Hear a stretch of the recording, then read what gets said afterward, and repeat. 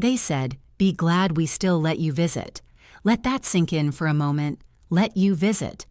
The house I'd scrimped and saved for, the home where I'd raised them, the walls that held every Christmas morning, every scraped knee I'd bandaged, every tear I'd dried. My name is Patricia Whitmore, and I'm 72 years old. For the past 3 years, I've been living in a modest apartment in Portland, Oregon, while my own home, the 4-bedroom Craftsman on Maple Street that my late husband Daniel and I bought in 1978, has been occupied by my daughter Veronica and her husband Keith. But before I tell you how I took back what was mine, I need you to understand how I lost it in the first place. Hello everyone, please tell me in the comments where you're watching from today. I find such comfort knowing I'm not alone in this, that somewhere out there, someone understands what it's like when the children you sacrificed everything for turn into strangers who see you as nothing more than an inconvenience. This story begins 5 years ago, though the seeds were planted long before that. Daniel died in March of 2020, 67 years old, gone from a massive heart attack while working in our garden. We'd been married for 46 years. He was my whole world, and when he left, the silence in our home became unbearable. Veronica was our only child. We'd wanted more, but after several miscarriages, we poured all our love into her. Dance lessons, piano lessons, private school, college tuition. We gave her everything. Daniel worked double shifts at the shipping yard for 15 years to afford her education. I took night jobs as a seamstress while working days at the library. She graduated debt-free, married Keith, a corporate attorney, and they built what looked like a perfect life in Seattle. 2 kids, Brandon and Ashley, who I adored from the moment they were born. After Daniel died, the loneliness was crushing. The house felt too big, too quiet, too full of ghosts. I'd find myself setting 2 plates at dinner, forgetting for just a moment that I was alone. Veronica called me one evening in late 2020. "Mom, Keith and I have been talking. We're worried about you rattling around in that big house all by yourself. What if you fell? What if something happened and no one knew for days?" Her concern felt genuine. It warmed something that had gone cold inside me. "We have a proposal," she continued. "Keith's firm is opening a new office in Portland. We'd move back, live in the house with you, help with everything. You wouldn't have to worry about maintenance or yard work or being alone, and Brandon and Ashley would get to spend real time with their grandmother." I should have seen it then. I should have questioned why she didn't suggest I move in with them, why my house was suddenly the solution. But I was grieving and lonely and desperate to feel needed again. "We'd cover all the utilities and expenses," Keith added when he got on the phone. "You'd just live there, enjoy your grandchildren. We'd take care of everything else." It sounded like a blessing. It was a trap. They moved in during January of 2021. At first, everything seemed wonderful. Brandon, then 14, would sit with me in the evenings, and I'd tell him stories about his grandfather. Ashley, 12, would help me bake cookies using Daniel's mother's recipes. Veronica seemed genuinely happy to be home, and Keith was polite, even charming. But small things began to shift. "Mom, we need to use the master bedroom," Veronica said about 2 weeks after they arrived. "Keith has chronic back problems, and your bed has that adjustable base. You understand, don't you? We moved the guest room furniture around. It's actually quite cozy." The guest room was half the size, facing the loud street instead of the quiet garden Daniel had tended for decades. But I told myself it was temporary. I told myself family required compromise. Then came the living room. "Patricia, the kids need space for their gaming setup," Keith explained one Saturday morning. "We're moving some of your furniture to the basement, just temporarily until we figure out a better arrangement." My grandmother's rocking chair went down those stairs. The console table Daniel had built by hand. Our wedding photo in its silver frame, replaced by a massive television I never wanted. "It's their home too, Mom," Veronica said when I protested weakly. "We all have to adjust." But it wasn't their home. It was mine. They were supposed to be living with me, not erasing me. The kitchen was next. My cooking schedule, maintained for 50 years, was disrupted. Keith preferred dinner at 8 instead of 6. Veronica put my cookware in storage and replaced it with her modern sets. My labeled shelves, organized exactly how I needed them, were rearranged without asking. "We're trying to establish routines for the kids," she explained. "Consistency is important." What about my routines? What about my consistency? I started feeling like a visitor in my own home. I'd wake up to find Keith in Daniel's home office, which he'd converted into his workspace without discussion. He'd installed a lock on the door. "Confidential client files," he said with that attorney smile. "I'm sure you understand." I'd come downstairs to find my favorite chair occupied, the television blaring shows I didn't choose, conversation stopping when I entered the room. "Mom, we're having a family discussion," Veronica would say, emphasizing the word in a way that somehow excluded me. 6 months in, I realized I was eating dinner alone, more often than not. They'd feed the kids earlier, then Keith and Veronica would have date nights in the dining room I was no longer invited to join. "You mentioned you preferred eating earlier." "Anyway," Veronica said when I brought it up, "we thought we were helping." The bills started coming to me again around month 8. Despite Keith's promise to cover utilities, I found myself paying for cable packages I didn't want, internet speeds I didn't need, and a lawn service that replaced the gentle gardener Daniel had used for years with an expensive company that scalped everything he'd planted. "Oh, we thought you'd want to contribute," Keith said. "You do still own the house, after all." That phrase, "still own the house," stuck with me like a splinter. The real heartbreak came with the photographs. I'd spent weeks after Daniel died creating memory albums. 46 years of marriage documented in careful detail. Our honeymoon in San Francisco, Veronica's birth, first days of school, Daniel teaching her to ride a bike, family vacations to Crater Lake, his retirement party. I kept them on the shelf in what used to be our bedroom, now Veronica and Keith's room. One afternoon, I needed my blood pressure medication, which I'd left on the nightstand during their move. I knocked, got no answer, and entered. The albums were gone. I found Veronica in the kitchen. "Honey, where are the photo albums, the ones from the bedroom shelf?" She didn't even look up from her phone. "Oh, those. They were taking up so much space. I packed them in boxes in the attic." "The attic?" My voice cracked. "Those are my memories. My entire life with your father." "Mom, you're being dramatic. They're safe. You can look at them any time you want." But I couldn't. The attic was accessed through a pull-down ladder I could no longer climb safely. She knew that. Keith knew that. Those albums might as well have been on the moon. "Could you bring them down for me?" I asked. "Sure, when I have time. I'm swamped this week." She never had time. Not that week. Not the next. Not the month after that. My wedding photo disappeared from the hallway. "Ashley needed the frame for a school project," Veronica explained. The photo itself was nowhere to be found. Daniel's favorite armchair, the leather one he'd saved for months to buy, went to Goodwill. "It was falling apart, Mom, an eyesore." It wasn't falling apart. It was broken in, comfortable, smelling faintly of his aftershave. I'd been sitting in it every morning with my coffee, feeling close to him. "You should have asked me," I whispered. "We're trying to modernize the space," Keith interjected. "You'll adjust." His mother's china cabinet, the one she'd carried from Vermont in 1945, was moved to the garage. Temporary, they promised. It stayed there until water damage from a roof leak ruined half the pieces inside. "These things happen," Keith said with a shrug when I discovered it. "That's what insurance is for." Except he never filed a claim. And those pieces, irreplaceable family heirlooms, ended up in the trash. I began to see what was happening. They weren't just taking space. They were erasing Daniel. They were erasing our history. They were transforming my home into theirs, piece by piece, memory by memory. I tried talking to Veronica one evening when Keith was working late. "Honey, I'm feeling a bit displaced," I began carefully.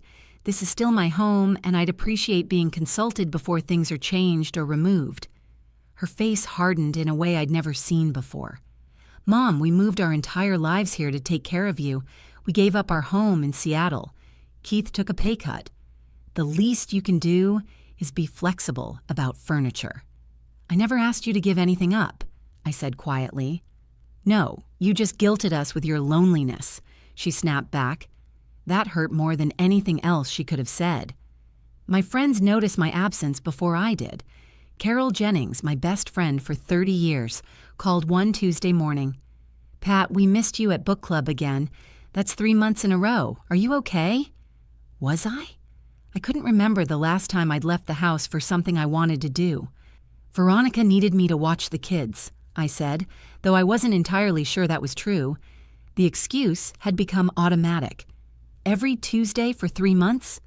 Carol's skepticism was clear. Patricia, what's really going on?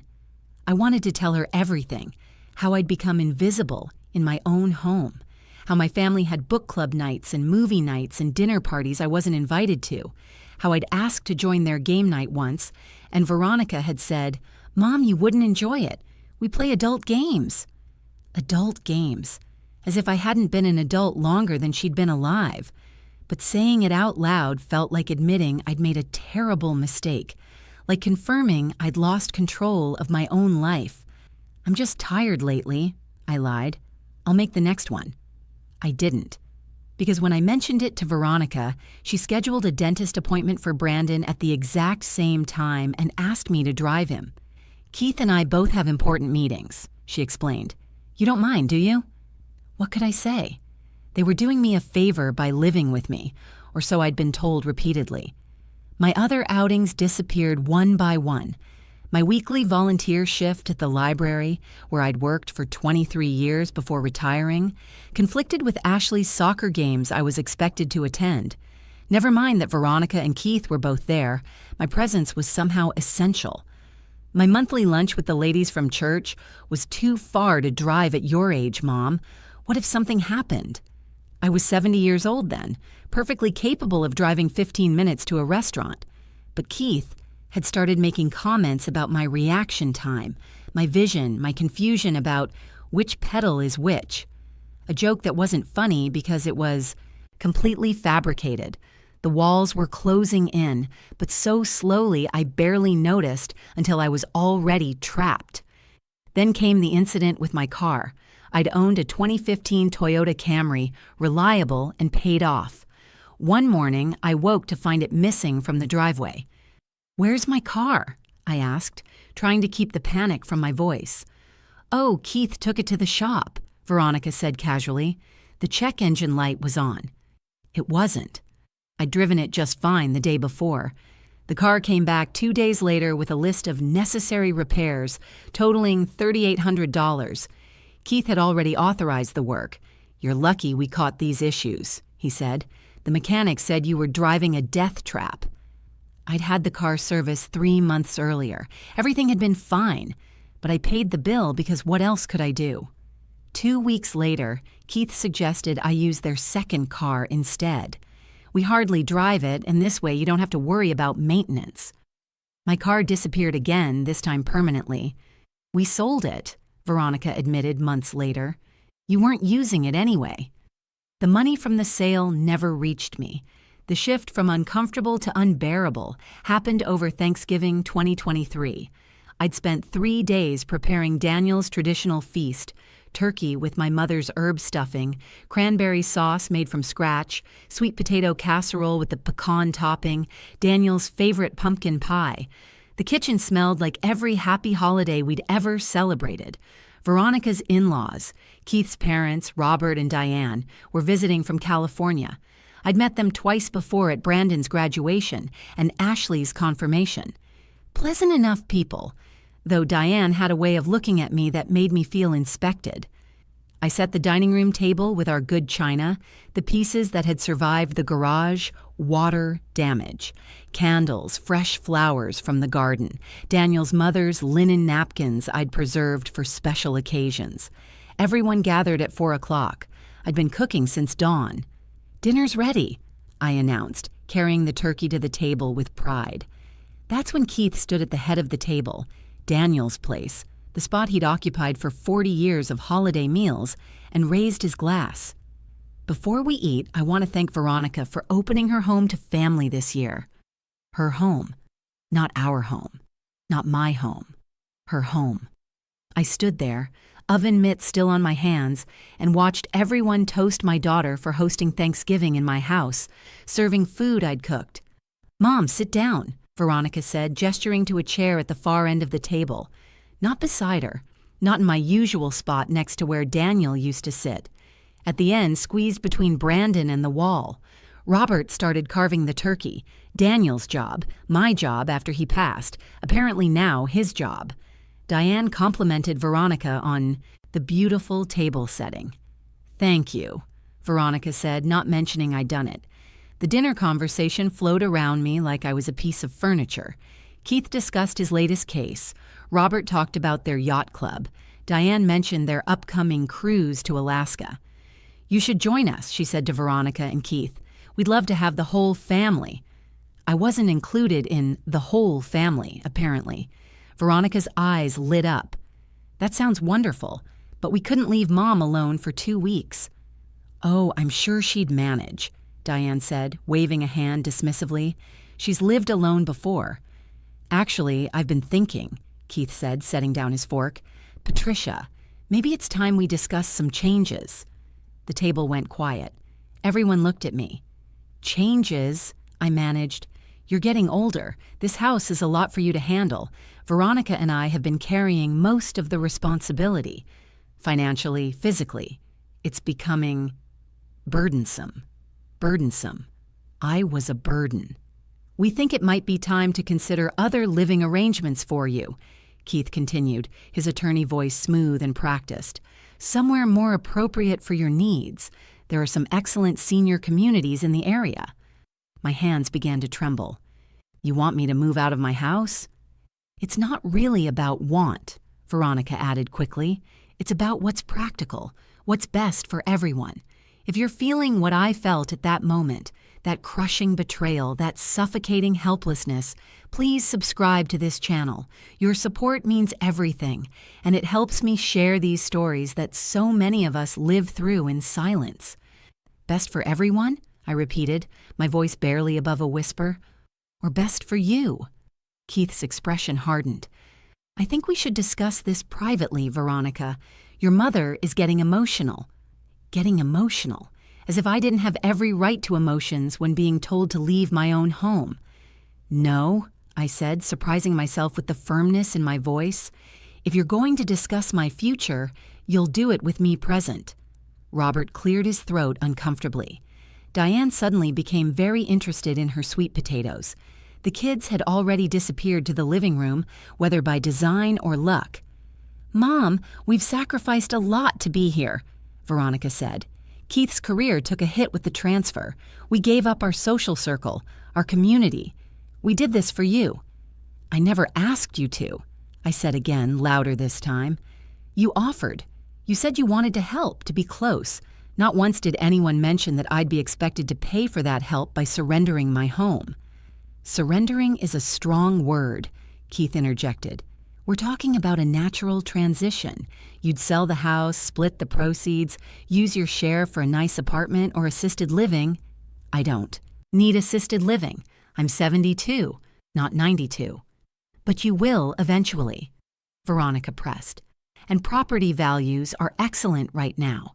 If we wait too long, you might not get as much. And then where would that leave you?" The logic was sound on the surface, but underneath I heard what they were really saying. "We want our inheritance now. We're tired of waiting for you to die." "This house isn't for sale," I said quietly. Keith exchanged a look with Veronica that I couldn't quite read. "Patricia, be reasonable. You can't maintain this place alone." "I'm not alone. You're here, remember? Taking care of everything as you promised." "That arrangement has become untenable," Keith said, the lawyer fully present now. "The financial strain, the time commitment, it's affecting our quality of life." "Then move out," I said simply. "Go back to Seattle. Find your own place in Portland. I'll manage fine on my own." The silence that followed was arctic. "After everything we've done?" Veronica's voice rose. After we uprooted our lives, moved here to take care of you, and this is the thanks we get? What exactly have you done?" The question came out sharper than I intended, but 3 years of swallowed grievances were pushing their way up. "You've taken my bedroom, my furniture, my car. You've made me feel like a guest in my own home. You've isolated me from my friends and erased every trace of your father. What part of that was taking care of me?" "We've kept you safe," Veronica shouted. "We've kept you fed and housed and in my house." The words exploded from me. Fed with my Social Security and pension, housed in the home my husband and I worked our entire lives to pay for. Robert and Diane excused themselves so quickly they nearly knocked over their chairs. The front door closed moments later. Keith stood slowly, deliberately. "I think we all need to cool down. But Patricia, this conversation isn't over. We'll be making some decisions in the coming weeks. For everyone's sake, I hope you'll be cooperative." It was a threat wrapped in politeness. The week after Thanksgiving, the temperature in the house dropped to match the weather outside. Veronica stopped speaking to me except when necessary. Keith acted as if I didn't exist. The kids, sensing the tension, avoided me entirely. I spent most of my time in the small guest room that had become my prison, researching senior living facilities online because I wanted to understand what they were proposing. The costs were staggering. $3,000 to $5,000 monthly for basic apartments, more for any care services. My Social Security and pension totaled $4,200 a month. After a senior apartment, I'd have almost nothing left. Meanwhile, my house, the house I owned free and clear, was worth approximately $700,000 in Portland's market. Sell it, split the proceeds. They'd get $350,000. I'd get $350,000, pour it into senior living, and burn through it in maybe 6 years. Then what? Then I'd be broke and dependent, exactly where they wanted me. I was thinking about this, staring at my laptop screen, when I heard voices from downstairs. Keith's office door was open, unusual since he kept it locked, and he was on a conference call. "The property is in her name solely," he was saying. "That's the complication. But given her age and increasing confusion, we might have grounds for conservatorship." My blood turned to ice. "She's shown poor judgment with finances," he continued, and I nearly laughed at the audacity. I'd never had poor judgment with finances. I'd saved enough to own this house outright and maintain a comfortable retirement. I've documented several instances. We'd need a medical evaluation, but I'm confident we could demonstrate diminished capacity. Conservatorship. They were planning to have me declared incompetent. I'd read about this. Family members taking legal control of an elderly person's finances and decisions. It happened all the time, often with good intentions. But sometimes, like this, it was financial abuse dressed up as concern. They'd control my assets. They could sell my house without my consent. They could decide where I lived, how my money was spent. I'd become a legal child, powerless in every way that mattered. I grabbed my purse and coat and left the house as quietly as possible. Carol answered her door within seconds of my knock. "Pat, I was just thinking about, good Lord, what's wrong?" Everything spilled out. 3 years of humiliation, isolation, and manipulation. The Thanksgiving ultimatum, the conservatorship plan I'd overheard. She listened without interrupting, her expression growing darker with each revelation. "They're trying to steal your house," she said flatly when I finished. "They're my family," I protested weakly, though I no longer believed it myself. "No, honey, family doesn't do this. Thieves do this. Sophisticated, patient thieves, but thieves nonetheless." She made coffee and we sat at her kitchen table, the same table where we'd shared countless conversations over the years. "What are my options?" I asked. "Well, you could wait for them to file for conservatorship and fight it, but that's expensive, stressful, and not guaranteed. Or," she paused, considering, "or you could beat them at their own game." "How?" "You own the house.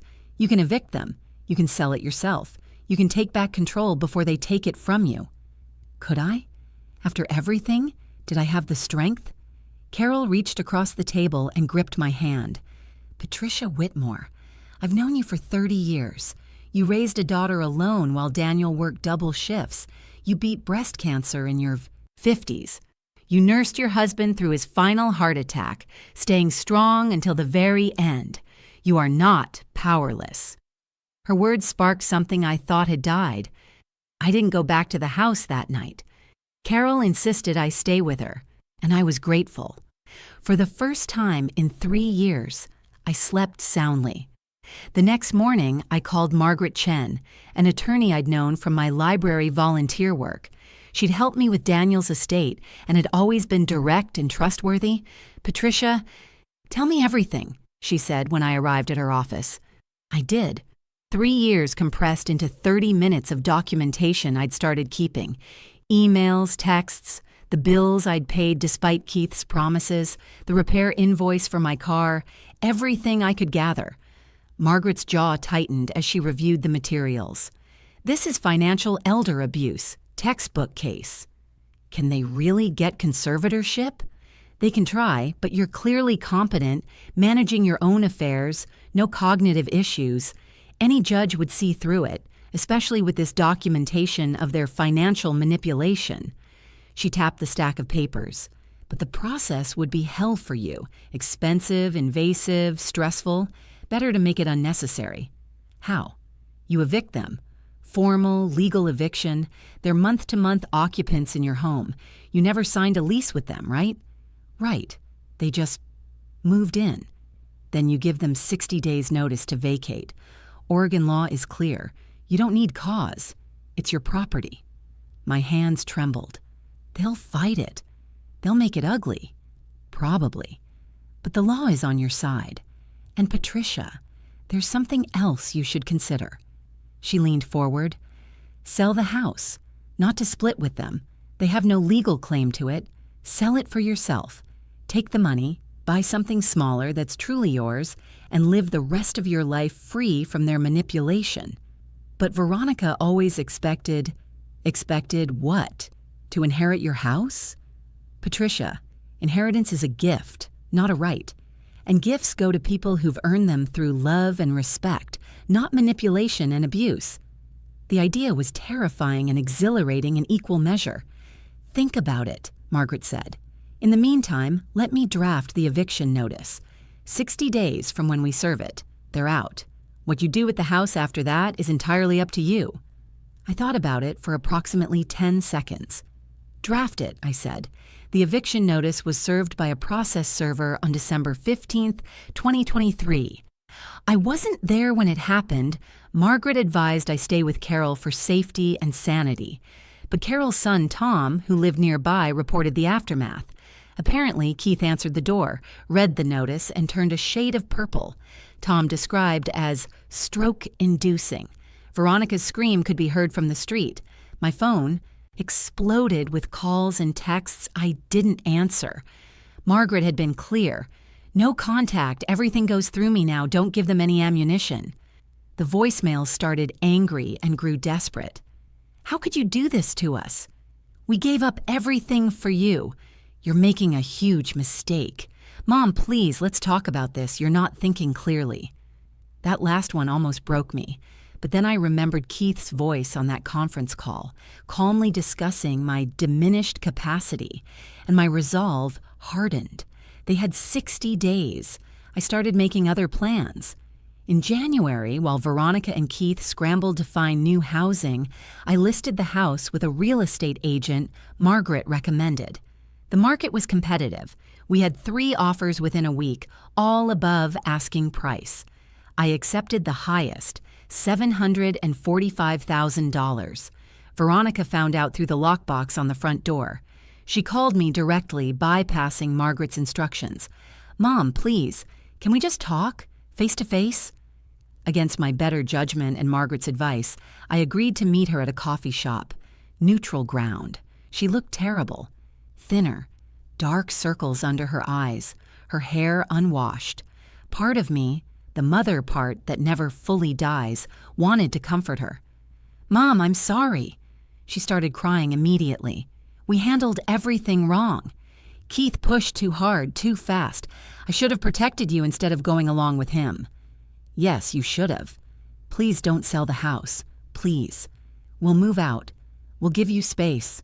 We'll do whatever you want. Just don't sell it. That house is my inheritance. It's supposed to be Brandon and Ashley's future. It's my house, Veronica. Not your inheritance. Mine. But Dad would want... Don't. My voice cracked. Don't you dare tell me what your father would want. Daniel would be horrified by what you've done. He worked himself to exhaustion to give you opportunities. And this is how you honor him? By trying to steal from his widow? We weren't stealing. We were trying to help manage... You were trying to manage me out of my own life. I slammed my coffee cup down, sloshing liquid onto the table. You took my bedroom, my furniture, my car, my memories of your father. You isolated me from my friends. You made me feel like a burden in my own home. And then you planned to have me declared incompetent so you could take everything legally. Her face went white. You heard that? I heard it. Keith discussing conservatorship like I was already dead. Mom, that wasn't... He was just exploring options. To steal my autonomy and my assets. Don't pretty it up, Veronica. She was sobbing now, mascara running down her face. What do you want from me? What can I do to fix this? Nothing. There's nothing you can do. The house sells in March. You have until February 14th to be out. Where will we go? We can't afford Portland rent and save for a down payment. You're a lawyer's wife with a trust fund from Keith's parents. You'll figure it out. That trust is for the kids' college. Then I guess you'll have to make the same sacrifices your father and I made. Get a second job. Cut expenses. Be creative. I stood to leave. You wanted to be adults making adult decisions about my life. Now make some about your own. Mom, please. One more thing. I turned back. The furniture you put in storage. Daniel's chair you donated. My wedding photo you lost. I want detailed accounting of every single item. Margaret will be in touch about restitution. You're suing us? I'm getting back what you stole. There's a difference. I walked out of that coffee shop and didn't look back. The house closed on March 22, 2024. $745,000 minus agent fees and closing costs left me with just over $700,000, more money than I'd ever imagined having at once. Veronica, Keith, and the kids moved to a rental house in Beaverton in mid-February. They took only what was legally theirs. Everything they'd stored or donated without permission was itemized by Margaret, and I received a settlement check for $18,000 covering the value of Daniel's furniture, my grandmother's damaged china, and other items. It wasn't about the money. It was about acknowledgement, about them admitting, legally and financially, that they'd taken what wasn't theirs. I bought a beautiful 2-bedroom cottage in Ashland, Oregon. Smaller, manageable, with a garden I could tend, and a front porch perfect for morning coffee. It cost $300,000, leaving me $400,000 invested conservatively for the future. For the first time in years, I felt secure, safe, free. Carol helped me move in, along with several friends from book club I'd reconnected with. We hung Daniel's portrait in the living room prominently. I set up my grandmother's rocking chair, bought back from the secondhand store for $200, by the window. Every photograph I'd rescued from that attic, every memory they'd tried to bury, found a place in my new home. Brandon called me once, briefly. "Grandma, I don't understand why you did this." "Maybe someday you will," I told him. "When you're older and someone you love treats you like an inconvenience instead of a person." Ashley sent a letter, which I haven't opened yet. Maybe I will someday. Maybe I won't. Veronica and Keith? Silence. Complete silence. And you know what? I'm okay with that. I'm 73 now. My days are full again. Volunteering at the Ashland Library, attending theater performances, hosting book club at my cottage, tending my garden where I've planted roses in Daniel's memory. I think about what I lost sometimes. The relationship with my daughter, the grandchildren I adore but can't have in my life, the family I thought I'd have in my old age. But then I think about what I gained, my dignity, my autonomy, my peace. There's no perfect ending here. I didn't reconcile with Veronica in some tearful reunion. I didn't get my family back. Some betrayals cut too deep for simple forgiveness. What I got was something perhaps more valuable. I got myself back.